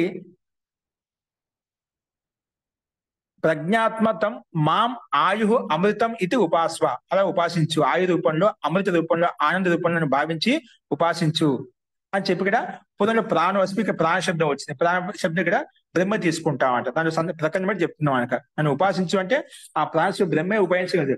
జీవాత్మ ఉపాసించగలుగుతామా? జీవాత్మకు అంత శక్తి లేదా అంట. అమృతమ తత్వం అనేది లేదన్నమాట. పరమాత్మ జీవాత్మ దగ్గర ఉండదు. కాబట్టి పరమాత్మ తీసుకుంటాం. అలాగే ఇంకొక ఉదాహరణ చూపిస్తున్నాడు. అథ ఖలు ప్రాణ ఏవ ప్రజ్ఞాత్మ ఇదం శరీరం ప్రగృహ్య ఉత్థాపయతి నా వాచం విజిజ్ఞాసీత వక్తారం విద్యాత్, నా వాచం విజిజ్ఞాసీత వక్తారం విద్యాత్. ఇక్కడ అథ ఖలు ప్రాణ ఏవ, ఇక్కడ ప్రాణశబ్దం వచ్చిందన్నమాట. అథ ఖలు ప్రాణ ఏవ ప్రజ్ఞాత్మ, ఇది ఇక్కడ ప్రాణస్వరూప ప్రజ్ఞాత్మ అంటే ప్రకృష్టమైన ఆత్మ, ప్రాణస్వరూపమైన ఆత్మ. శరీరం పరిగృహ్య ఉత్థాపయతి అంటే ఆ శరీరాన్ని సక్రియంగా చేస్తున్నాం అంటే ఎప్పుడైతే ఆ జీవాత్మ యొక్క ఆత్మశుద్ధి కలుగుతుందో దాన్ని శరించి ఉన్నతంగా చేస్తున్నామట. శరీరం పరిగృహ్య ఉత్థాపయతి, అక్కడ నా వాచం విజిజ్ఞాసీత వక్తారం విద్య, అక్కడ వాక్కును విశేషంగా జిజ్ఞాస చేయొద్దు. అక్కడ వక్తారం విద్య, ఆ వక్త ఏదైతే ఉన్నదో, ఆ జ్ఞానాత్మ ఏదైతే ఉన్నదో, ఆత్మ పరమాత్మ ఏదైతే ఉన్నదో, ఆ వక్తారం విద్యాత్, ఆ బ్రహ్మస్వరూపిణి ఆ పరమాత్మత్వాన్ని తెలుసుకో, వక్తారం విద్యాత్ అని చెప్పి ఇక్కడ ఈ మంత్రం చెప్పుకున్నమాట. అలాగే స ఏష ప్రాణ ఏవ ప్రజ్ఞాత్మ ఆనందో అజరో అమృత అని చెప్పి కౌశిక బ్రహ్మని చెప్పుకున్నాడు. ఇంకేదంటే స ఏష ప్రాణ, ఇక్కడ ప్రాణశబ్దం వచ్చింది. అంటే అనేక చోట్ల మన ప్రాణశబ్దం వచ్చింది, బ్రహ్మవాచకమే ఉంది, పరమాత్మ వాచకం ఉంది. అంటే భిన్న భిన్నంగా ఒకటి ఇంకో రకం చెప్పి ఇంకో వాక్యం ఇంకో రకంగా ఉంది, వాక్యం వేరుగా ఉంది, ప్రకటన వేరుగా ఉంది. అందుకే చెప్పిన పైన వాక్య భేదాత్ క్షేత్ర భేదాత్, క్షేత్ర ప్రకటన భేదంతో, క్షేత్ర భేదంతో, స్థాన భేదంతో మనకు ఉన్నప్పటికీ కూడా అక్కడ లక్ష్యం మటుకు బ్రహ్మనే బోధిస్తున్నాయి. అర్థం వాక్యము ప్రకరణము భిన్న భిన్నంగా ఉన్నప్పుడు ఒకే అర్థాన్ని పరమాత్మ అర్థాన్ని బోధిస్తున్నామట, బ్రహ్మవాతత్వాన్ని బోధిస్తున్నామట, బ్రహ్మార్థాన్ని బోధిస్తున్నాయి. అందుకే అత్ర ప్రాణ ఏవ ప్రజ్ఞాత, ప్రాణే ప్రజ్ఞాన ఆత్మ, ఉత్కృష్టమైన ఆత్మ. ఆనంద అజర అమృత, ఆనంద స్వరూపుడు ఆ పరమాత్మే, అమృత స్వరూపుడు, అజరుడు, ఎప్పుడు జీవించడు ఆ పరమాత్మ అని చెప్పి ఇక్కడ కూడా ప్రాణశబ్దం ద్వారా ఆ పరమాత్మే మనకు స్పష్టం తెలుస్తుంది. పరమాత్మ వాచకం చెప్పి ప్రాణశబ్దము మనకు స్పష్టంగా కనిపిస్తున్నాడు. అలాగే అట్లా ప్రాణ విషయకాని చతుర్వాది వాక్యాన్ని, ఇక్కడ ప్రాణ విషయంలో 4 వాక్యాలు చెప్పుకున్నామట. ఏం చెప్పుకున్నాం? 4 వాక్యాలు చెప్పుకున్నామట. అట్లా ప్రాణ విషయకాని చత్వాది వాక్యాన్ని ఏంటంటే తదత్ర వాక్య భేదస్య చాతుర్విద్యం అతచ క్షేత్ర భేదస్యాపి చాతుర్విద్యం అస్తి. ఇక్కడ పైన చెప్పిన 4 వాక్యాలు ఏవైతే ఉన్నాయో ప్రాణ విషయకాని చత్వారి వాక్యని తదత్ర అక్కడ ఆ వాక్యాల్లో వాక్య భేదస్య చాతుర్విద్యం, వాక్య భేదంతో 4 రకాల అర్థాలు చెప్పబడ్డాయి అన్నమాట. క్షేత్ర భేదం ప్రకారం కూడా స్థాన భేదం ప్రకారంగా చాతుర్విద్యం వస్తుంది 4 రకాలుగా ఉందన్నమాట. అంటే ఆ అర్థము ఆ భిన్నగా చెప్పబడింది, 4 రకాల భిన్నంగా చెప్పబడి అన్నమాట. అది నువ్వు ఏ రకంగా తీసుకున్నా కూడా వాక్య భేద రూపంలో తీసుకున్నా అక్కడ 4 రకాలుగా ఉంది, క్షేత్ర భేద రూపంలో తీసుకున్నా చాతుర్విద్యం వస్తుంది 4 రకాలుగా విధానం చెప్పబడింది. అంటే భిన్నగా చెప్పబడింది, అంటే 4 రకాలుగా చెప్పబడిన కూడా బ్రహ్మవాచకం చెప్పబడింది. ఆ విషయం భిన్నమైన చెప్పినా కూడా అది బ్రహ్మతత్వాన్ని బోధిస్తుంది, ఆ బ్రహ్మ యొక్క ఔన్నత్యాన్ని ఉద్ఘోషిస్తుంది. కాబట్టి ఇక్కడ మనం బ్రహ్మవాచకం తీసుకోవాలి. అందుకే తత్ర ప్రత్యేకస్మిన్ వాక్య, అక్కడ అందుకే ప్రత్యేక వాక్యంలో ప్రత్యేకస్మిన్ క్షేత్రే, ప్రత్యేకమైన వాక్యంలో ప్రత్యేకమైన క్షేత్రంలో ప్రాణశబ్దో భిన్నార్థకో అవభాసతే. చూడటానికి ఇక్కడ ప్రత్యేకస్మిన్ వాక్యంలో ప్రత్యేకస్మిన్ క్షేత్రంలో ప్రతి ప్రకరణంలో ప్రతి వాక్యంలో ఆ ప్రాణశబ్దం భిన్నంగా కనిపిస్తుంది, భిన్న అర్థం బోధిస్తుంది. భిన్నార్థకో అవభాసతే. భిన్నంగా ఉన్నప్పటికీ అదగా భిన్నంగా ఉందని అవభాస, అంటే అలా అనిపిస్తుంది కానీ వాస్తవంగా భిన్నం కాదు, ఒకటే. అక్కడ వాక్యాలు భిన్నంగా ఉన్నప్పటికీ ప్రకరణం భిన్నంగా ఉన్నప్పటికీ కూడా ఒకే అర్థాన్ని బోధిస్తున్నాయి, భిన్న శబ్దాలతో ఒకే లక్ష్యాన్ని ఒకే అర్థాన్ని బోధిస్తున్నాయి. అందుకే భిన్నార్థకు అవభాషతే. ఇక్కడ అవభాషతే అంటే అర్థమవుతున్నాయి కాదు, అలాగా భాషిస్తున్నాయి, అలా ఉన్నట్టుగా అనిపిస్తున్నాయి, వాస్తవం కాదు. అక్కడ ఒకటే ఏకతత్వాన్ని బోధిస్తున్నాయి, ఒకే అర్థాన్ని బోధిస్తున్నాయి అని తాత్పర్యం అంట. అస్థి, ఇది విషయం చెప్తున్నాడు. అస్థి ఇత్తం భేద విపదేశం, అందుకే ఈ రకంగా భేద విపదేశం ఇక్కడ ఉందన్నమాట. అస్థి ఇత్తం భేద విపదేశ, ఇక్కడ ఈ రకంగా భిన్నంగా ఉపదేశం చెప్పబడింది అన్నమాట. ఏంటంటే దాన్ని మళ్ళీ ఇక్కడ పైన చెప్పిన 4 వాక్యాలు మళ్ళీ ఇక్కడ ఉల్లేఖిస్తూ దానికి సమానం చెప్తున్నమాట. ప్రాణో అస్మి ప్రజ్ఞాత్మ, ప్రాణో అస్మి నేను ప్రాణస్వరూపుణ్ణి, ప్రజ్ఞాత్మ నేను ప్రజ్ఞాస్వరూపుణ్ణి, తం మాం ఆయు అమృతం ఇది ఉపాస్వ, ఆయు రూపంలో అమృత రూపంలో నువ్వు భావించి ఉపాసించు. ఇది ప్రథమే వాక్యే ఇంద్రుడు అక్కడ చెప్పాడు అనమాట. ఇంద్రుడు ప్రస్తావించాడు అంటే పరమాత్మ ప్రస్తావించాడు. ఇంద్ర శబ్దం పరమాత్మ యొక్క వాచకం. ఓకే, ఈ రకంగా ప్రథమ వాక్య ఇంద్ర శబ్దం వచ్చిందన్నమాట.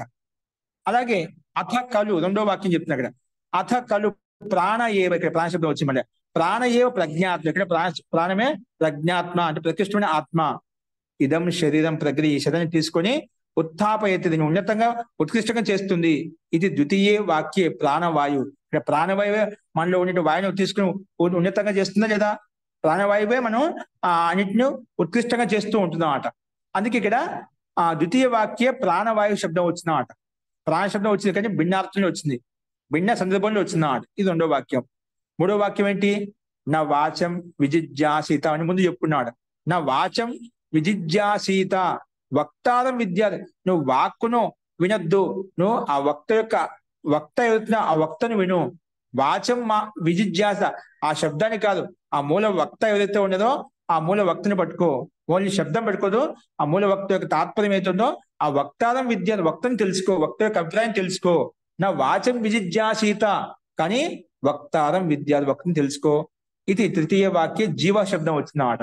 అక్కడ జీవాత్మ చెప్తున్నాడు, నువ్వు అలా తెలుసుకోవద్దు, నువ్వు మూల వక్త వెళ్తున్నా ఆ మూల వక్తని తెలుసుకో. ఇక్కడ జీవ రూపం చెప్పబడింది అన్నమాట సందర్భాన్ని బట్టి. కానీ ఇది తృతీయ వాక్య జీవ శబ్దం వచ్చిందన్నమాట. అలాగే 4వ వాక్యం చెప్పుకున్నాం. స ఏష ప్రాణ ఏవ, ఆ ప్రాణస్వరూపుడే ప్రజ్ఞాత్మ, ఆనందో, అజరో, అమృత. అందుకే శ్రీకృష్ణుమైన ఆత్మ, జ్ఞానాత్మ, ప్రజ్ఞాత్మ అజరామృత స్థితిలో ఉంటున్నాడు. అంటే ఎప్పుడు జీర్ణించదు, ఎప్పుడు ఎల్లప్పుడూ అమృతమయంగా ఉంటుంది, శాశ్వతంగా ఉంటుంది. అందుకే ప్రజ్ఞాత్మ, ఆనంద, ఎప్పుడు ఆనంద స్వరూపుడు, అజరుడు అంటే ఎప్పుడు నష్టం కానిటువంటి వికారం చెందినటువంటి వాడు, అమృత స్వరూపుడు అంటే నిత్య ఆనందమయుడు. ఇది చతుర్థ వాక్య బ్రహ్మ, ఇక చతుర్థ వాక్యం బ్రహ్మ శబ్దం వచ్చిందన్నమాట. ఈ 4 వాక్యాలు చెప్పుకున్నాం. 4 వాక్యాలు భిన్నంగా ఉపదేశించబడిందన్నమాట. ఉపదేశంలో ఉంది, ఉపదేశం అంటే ఉపదేశం భిన్నంగా ప్రస్తావించబడింది. కానీ భిన్నంగా ప్రస్తావించినప్పుడు కూడా అక్కడ మూల తాత్పర్యము ఆ బ్రహ్మతత్వాన్ని బోధిస్తున్నాయి. వాక్యాలు భిన్నంగా ఉన్నప్పటికీ అక్కడ బ్రహ్మణ్య తత్వాన్ని బోధిస్తున్నాయి. అందుకే ఇక్కడ ఏవం చతుస్సు వాక్యేసు క్రమశ, ఈ 4 వాక్యాలు క్రమంగా ఏవైతే ఉన్నాయో చతుస్సు వాక్యేసు క్రమశః ఇంద్ర మొట్టమొదటి వాక్యంలో, ప్రాణవాయు రెండో వాక్యంలో, జీవ మూడో వాక్యంలో, బ్రహ్మ నాలుగో వాక్యంలో. ఏతే వాక్యార్థ ఏతే ఈ నాలుగు వాక్యాలు ఏవైతే ఉన్నాయో, నాలుగు పదాలు ఏవైతే ఉన్నాయో, వాక్యార్థ అభినాయకాః అవభాసంతే. వాక్యార్థ అభినాయకాః అవభాస, ప్రతి వాక్యంలో ముఖ్యమైన ప్రధానమైనటువంటి అవభాసత రకంగా మనకి భాషిస్తున్నాయి.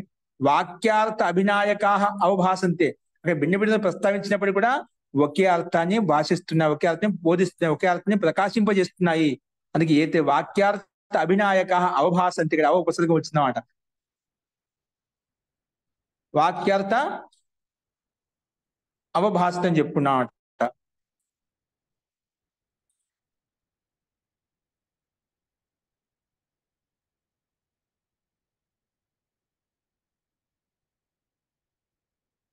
ఓకే, సో వాక్యార్థ అభినాయకాః అవభాసంతే అని చెప్పి చెప్పుకున్నాయి. నాలుగు వాక్యాలు మనకి నాలుగు శబ్దాలు ఏవైతే ఉన్నాయో ఒకే అర్థాన్ని బ్రహ్మతత్వాన్ని బోధిస్తున్నాయి, బ్రహ్మవాచకమే. అందుకే ఇత్తం వాక్య భేదేశు, ఈ రకంగా వాక్యాలు ఇంద్ర రూపంలో, ప్రాణవాయు రూపంలో, జీవ రూపంలో, బ్రహ్మ రూపంలో నాలుగు వాక్యాలు నాలుగు భాగాలు ఉన్నాయన్నమాట. ఆ భిన్న భిన్నంగా ఉన్నప్పుడు కూడా ఒకే బ్రహ్మతత్వాన్ని బోధిస్తున్నాయి. అందుకే అదే విషయాన్ని ఇత్తం వాక్య భేదేశు, ఈ రకంగా వాక్యంలో భేదాలు ఉన్నప్పటికీ కూడా ప్రాణస్థు సమానో విద్యుత్, కానీ ప్రాణమట్టు ఆయనలో సమానంగా ఉంది. వెళ్ళి కూడా ప్రాణస్వరూపమే అని చెప్పి ప్రాణతత్వం అనేది సమానంగా ఉంది అని చెప్పి ఇక్కడ సమాన విద్యుతే సతు బ్రహ్మవాచక ఏవా, అది బ్రహ్మవాచకం తీసుకోవాలి. ప్రాణశబ్దము నా దగ్గర భిన్న భిన్నంగా చెప్పారు కదా, ఒకచోట బ్రహ్మవాచకం, ఒకచోట ఇంద్రవాచకము, ఒకచోట జీవవాచకము అని చెప్పి, ఒకచోట ప్రకృతి వాచకం అని చెప్పి అలా తీసుకోకూడదు.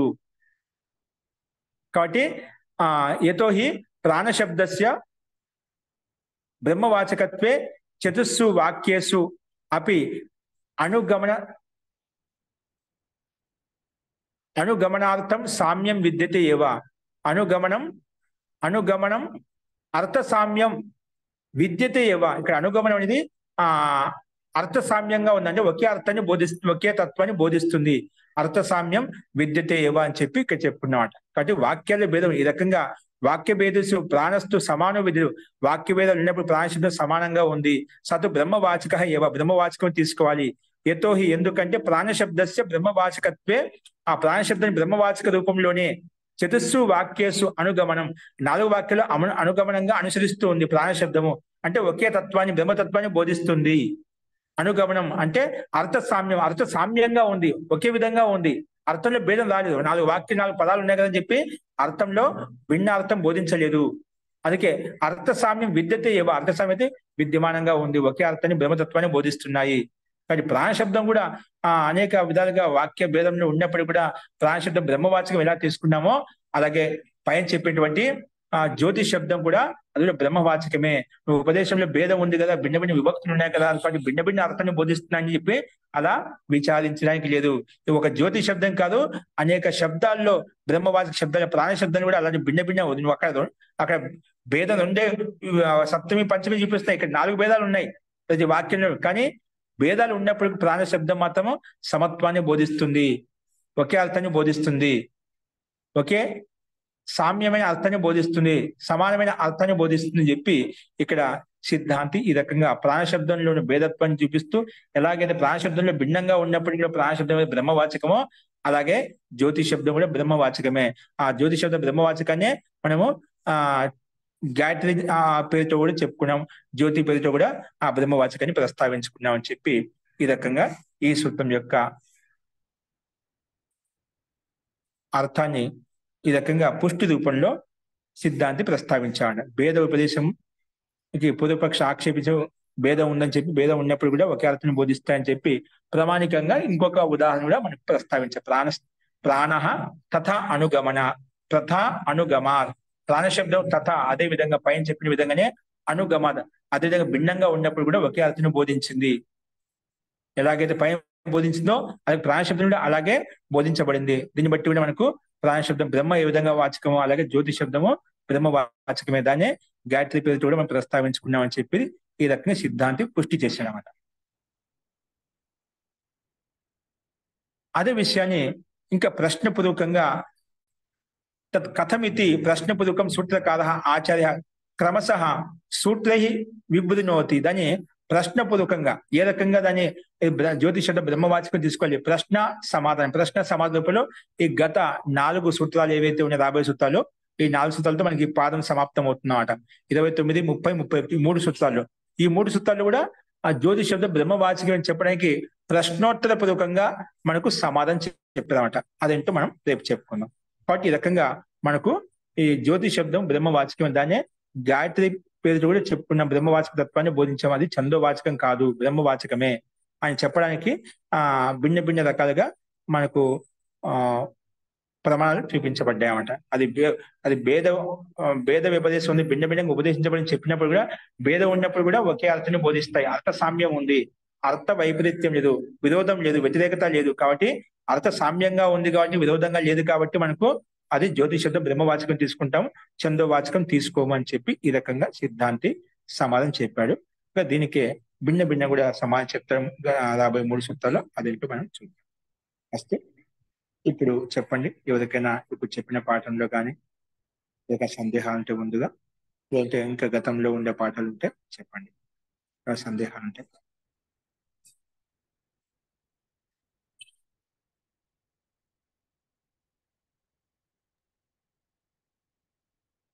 ఓకే. సో మనకు ముఖ్యంగా పూర్వపక్షి జ్యోతి శబ్దము బ్రహ్మవాచకం అని చెప్పడంలో ఆక్షేపించాడు. ఇది చందోవాచకం అని చెప్పి, చందోవాచకం కాదనేది చేతో అర్పణ కదా, ఆ మనసును బ్రహ్మలో అర్పణ చేయడానికి అలాగే చేయడానికి అక్కడ చెప్పబడింది.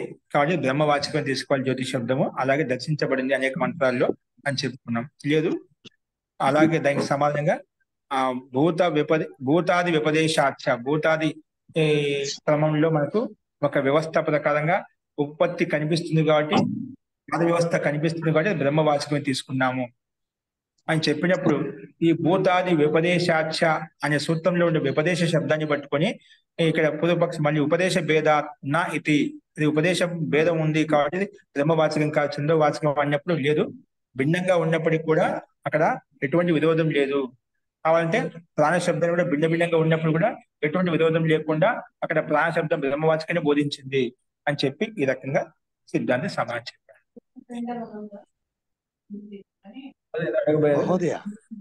మహోదయ ఈ ప్రతర్ధనుడు మహోదయ చెప్పండి. ప్రతర్ధన అని ఒక వాక్యం చెప్పారు కదా మన ఒక వ్యక్తి తాలూకా నామసంజ్ఞ చెప్పారు కదా. ఈ ప్రతర్ధనుడు యయాతి యొక్క కుమారి తాలూకా పుత్రుడు మహోదయ. ఒక వ్యక్తి వంశంలో అతనికి ఇంద్రుడు చెప్పాడు అనమాట.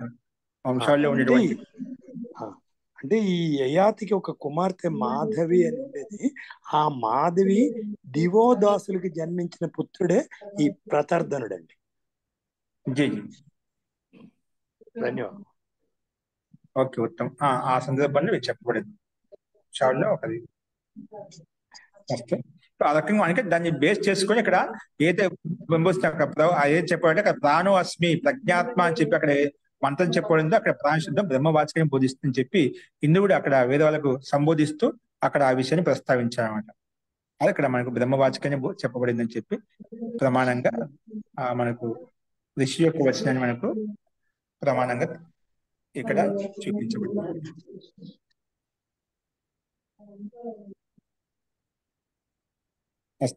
ఈ రకంగా మనం విషయాన్ని ప్రస్తావించుకున్నాము. రేపటితో ఈ ప్రథమ పాదం అయిపోతుంది. ఒకసారి మళ్ళీ చూసుకోండి అన్ని కూడా. ఈ ప్రకరణంలో మనం ఏం చెప్పుకున్నాము, ప్రారంభం నుంచి ఎలా చెప్పబడింది, ఇవన్నీ సూత్రాలు కూడా రేపటికి కంఠస్థం చేసేసుకోండి. కంఠస్థం చేసుకొని ప్రతి నిత్యం చెప్తున్నాను, మీరు ఈ సూత్రాలు ఏవైతే ఉన్నాయో వాటి సూత్రాన్ని రోజు మీరు ధ్యానంలో అంటే చింతన చేస్తుండే. ప్రతి సూత్రం ఏంటి, సూత్రం యొక్క అర్థం ఏంటి, ఆ సూత్ర చింతనమే సూత్రం యొక్క విషయంలో మనకి ఎటువంటి ప్రమాణాలు చెప్పుకునే ఎటువంటి విషయాలు వచ్చేసే ఆ విషయాన్ని మనకి ఎంతైతే మనం చూసుకున్నామో ఒక్కొక్క సూత్రం దాని యొక్క అర్థం గుర్తుపెట్టుకుని అలాగే రోజు చూస్తూ ఉన్నట్లయితే అది మనకు ఆ ధారణ అనేది, అది మనం విచారణ అనేది ధారణ ధ్యానంగా మారిపోయి ఏకాగ్రంగా మారిపోయి మనకు అత్యంత పరమానందాన్ని కలిగజేస్తుంది, అత్యంత ఏకాగ్రతను తీసుకొస్తుంది. అంటే ఒక విషయంలో విచారణ ఎలా చేయాలని చూపిస్తుంది. కాబట్టి మీరు ఆ ప్రయత్నం ప్రతి ఒక్కరు చేస్తూ ఉన్నారు. కాబట్టి ఆ ప్రయత్నం కూడా కంటిన్యూగా వదిలిపెట్టకుండా మీరు కొనసాగించినట్లయితే ఏదో ఒక రోజు ఒక ఉన్నతమైన స్థానంలో మనకు ఎలా చేయాలి, ఏ విధంగా చేయాలనే మనలో ఉండే లోటుపాట్లు ఏవైతే ఉన్నాయో, ధ్యానంలో ఎటువంటి సమస్యలు వస్తాయి, ఎటువంటి స్థితి ఏర్పడుతుంది అనే మనకు స్థితి ఏర్పడుతుంది. ఎవరైతే ఈ మాధ్యమంతో ఇప్పుడు చెప్పిన విధంగా మనకు అభ్యాసం చేస్తాం, వాళ్ళకి మనసు త్వరగా ఒక స్థానంలో నిలబడిపోతుంది. మనసును ఏకాగ్రం ఉంచుకోవచ్చు. మనం చెప్పిన ప్రకారంగా ఈ సూత్రాల యొక్క చింతన చేసినట్లయితే మనకు ఆ చింతన శైలి ద్వారా మనం ఇంకా సూక్ష్మంగా కూడా ఎంతైనా చేయగలుగుతాం. ఒక స్థూలంగా మనం మంత్రాంశాన్ని ముందు పెట్టుకొని, దాని యొక్క అర్థాన్ని ముందు పెట్టుకొని ఆ మనసులో ఆ ధ్యాన ముద్రలో కూర్చొని మనం విచారణ చేస్తున్నాము. అవి మనకు అక్కడ ఆ యథార్థమైన తత్వాన్ని ప్రకాశింపజేస్తాయి. యథార్థ అర్థాన్ని, మహర్షి యొక్క అభిప్రాయాన్ని మనకు వ్యక్తం చేస్తా ఉంటాం. మూలతత్వం ఏదైతే తెలుసుకోవాలో అవి మనకు ఆ అర్థాన్ని బోధిస్తాయన్నమాట. కాబట్టి మనం ఆ సూత్రాలు ఖచ్చితంగా నేర్చుకోండి. మీకు దాని యొక్క అభిప్రాయం సామాన్య తాత్పర్యం గుర్తున్నా చాలు, అది మీకు ఒక విశిష్టమైన అర్థబోధాన్ని ఇస్తుంది. కాబట్టి నాకు ఏం ఉపయోగపడతాయని నాకేం దీనివల్ల ఏదో భావం తెలుసుకున్నట్లు అనుకోవద్దు. ఖచ్చితంగా ఎవరైనా కూడా మనసులో ప్రతి ఒక్కరు, పెద్దవాళ్ళైనా ఏ వయసు వాళ్ళైనా కూడా కనీసం అంటే మహర్షి తపస్సు చేసిన సూత్రాల యొక్క ఒక్క సూత్రం మనకు ఇప్పుడు ఈ జన్మలో మనకు ఒక్క సూత్రాన్ని కూడా అర్థం చేసుకోవడం జన్మ సార్థకమైతే. అంటే ఒక్క సూత్రం మనం పట్టుకున్నా అంటే మిగతా అన్ని కూడా తెలిసిపోతాయి. కాబట్టి మనకు రాదు అనుకోవద్దు, అభిప్రాయం తెలియదు అనుకోవద్దు, ప్రతి ఒక్క తెలుస్తాయి. కానీ సూత్రాలు ఎంత చిన్నగా ఉన్నాయి. రోజు మనం ఒక్కొక్కటి రెండు చెప్పుకుంటున్నాం. ఇప్పుడు 2 సూత్రాలు చెప్పుకున్నాం. అలా చెప్పుకుంటూ వెళ్ళినట్లయితే మనకు రోజు దాన్ని మాటకు రిపీట్ చేసుకుంటూ వెళ్ళినట్లయితే మీకు అది మనసులో కంఠస్థం అయిపోతాయి. ఈ ఈ అధ్యాయం అయిపోయే లోపల మనకు అందరికీ ఈ సూత్రాలు కంఠస్థం కావాలి. నాకు ఏంటికి ఉపయోగపడదు ఆ మాట పక్కన పెట్టేసేది. నాకు ఉపయోగపడవని తర్వాత విషయం. ఎందుకంటే బ్రాహ్మణే నిష్కారణో ధర్మ షడంగో వేదో అధ్యేయో జ్యేయశ్చ అని చెప్పి మహాభాష్యంలో మహర్షి పతంజలి రాశారన్నమాట. అంటే ప్రత్యేక మానవుడు, ఇక్కడ బ్రాహ్మణ శబ్దం ఉపలక్షణంగా తీసుకున్నాము. ప్రత్యేక మానవుడు షడంగాలను, వేదాలను, ఉపాంగాలను ఇవన్నీ కూడా దర్శనాలు అన్ని కూడా మనము ఇవి అధ్యయనం చేయాలి నిస్వార్థంగా. షడంగో వేదో అధ్యేయో జ్యేయశ్చ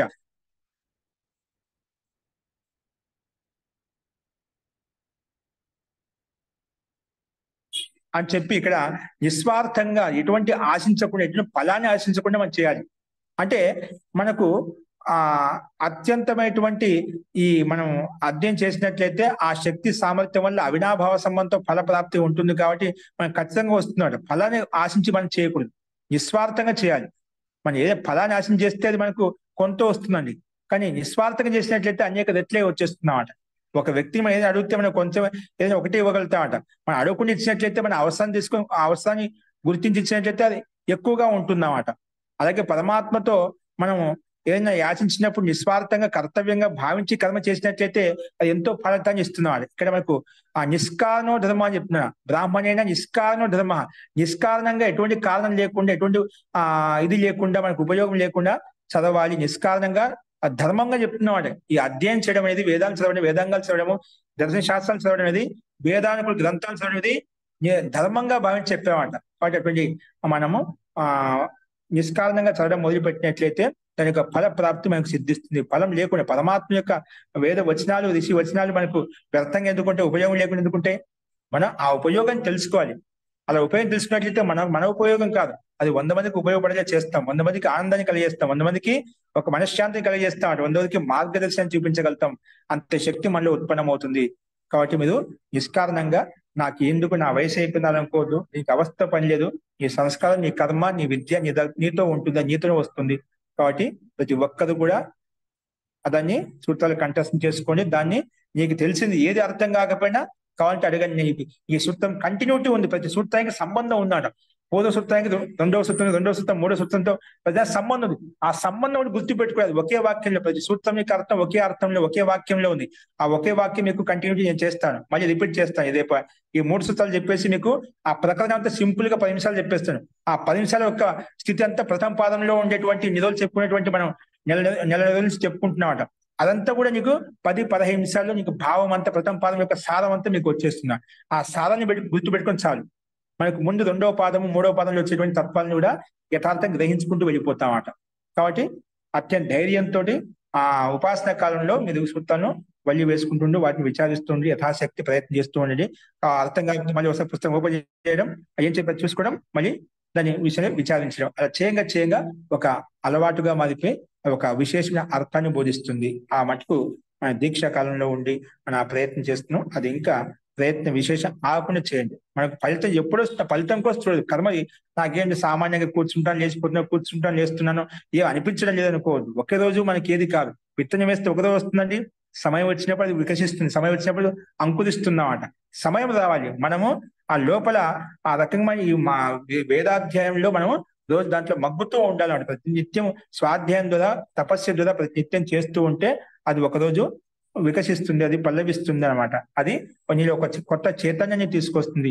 ఆ నమ్మకంతో, ఆ విశ్వాసంతో, ఆ శ్రద్ధతో ప్రతి ఒక్కరు చేయండి. నాకెందుకు, ఇవన్నీ ఉన్నాయి, ఏదో కర్మలు చేసి ఏ పాపాలు చేస్తున్నా అనుకోవద్దు. ఏ చేస్తున్నారా అనేది పక్కన పెట్టి వర్తమానం అలా చేసుకుంటూ పోతే, లక్ష్యంగా పెట్టుకుని చేసుకుంటూ పోతే అవన్నీ ఏవైతే అధర్మంగా అన్యాయంగా ఉన్నాయో అవన్నీ కూడా నీకు తొలగిపోతాయి. ధర్మం ఏదైతుందో, సత్యం ఏదైతుందో ఆ మార్గంలో ఉంటూ నువ్వు కూడా వృత్తి ధర్మాన్ని ఆచరిస్తూ, నీ కర్తవ్య కర్మని ఆచరిస్తూ ఉన్నతంగానే ముందుకు వెళ్ళిపోతావు. ధర్మాన్ని పట్టుకునే వ్యక్తి ఆ ధర్మమే నిన్ను కాపాడుతుంది, ఉన్నతం వైపు తీసుకెళ్తుంది. ఆ నమ్మకం, విశ్వాసం ఉండాలి. ఆ విశ్వాసంతో అందరూ పనిచేయండి. అలాగే ధ్యానం ప్రక్రియను అలా కొనసాగించండి. ఒకరోజు మీకు ఆత్మ ప్రకాశం అనేది, ఆత్మానందం అనేది, ఆనందమయమైన స్వరూపమైన ప్రత్యక్షం అవుతుంది. ఆత్మానందం కలుగుతుంది.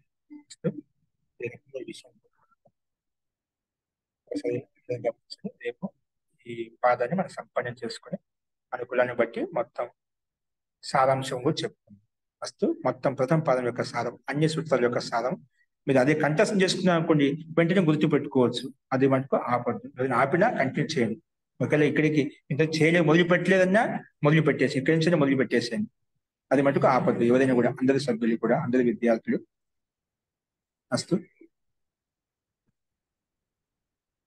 మహోదయ, ఈ 26 సూత్రం ఒక చిన్న సందేహం మహోదయ. అస్తు, రేపు అడగండి. అయితే ఇబ్బంది రేపు అడగండి. ఓకేనా? అస్తు మహోదయ. ధన్యవాదాలు. ధన్యవాదాలు. శాంతి పాఠ. ధన్యవాదాలు.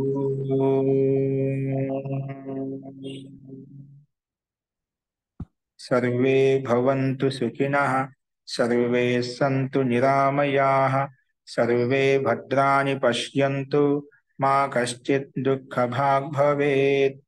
ఓం శాంతి శాంతి శాంతి.